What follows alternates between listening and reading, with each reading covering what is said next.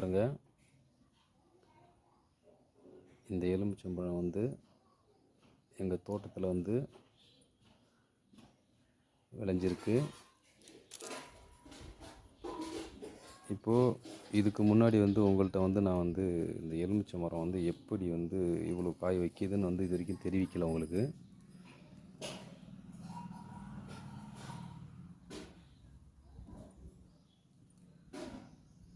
அதாவது எல்லா மரத்துலேயும் காய் வைக்கும், ஆனால் எங்கள் மரத்தில் வந்து கூடுதலாக காய் வைக்கும்.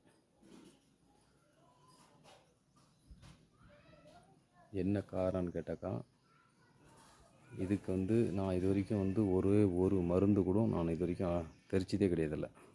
ஒரு மருந்து கூட நான் தெளிச்சதே இல்லை. இங்கே பாருங்கள்,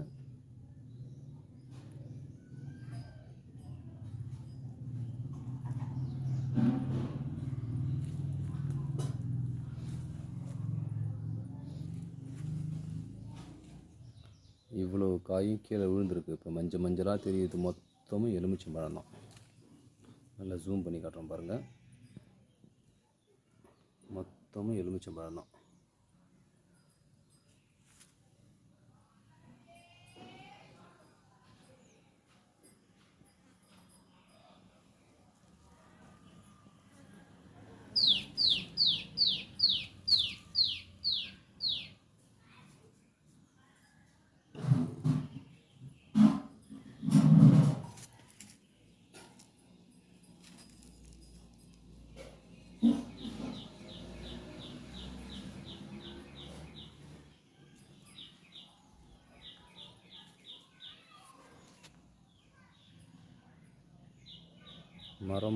மரம் முழுக்க காயாக தான் தெரியும்.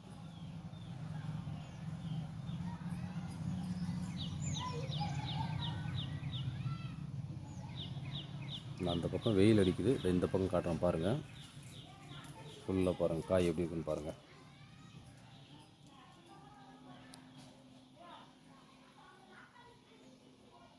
தெரியுதுங்களா?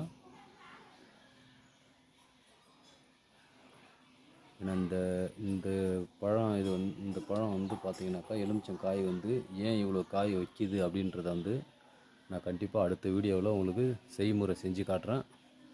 நீங்களும் அதேமாரி பலன் பெறுங்க கட்டாயம்.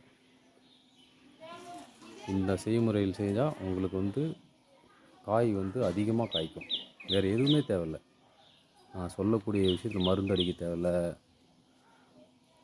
மற்றபடி வந்து பார்க்க போனாக்கா தேவையில்லாத பூச்சிக்கொல்லிலாம் தெளிக்க தேவையில்லை இதில்.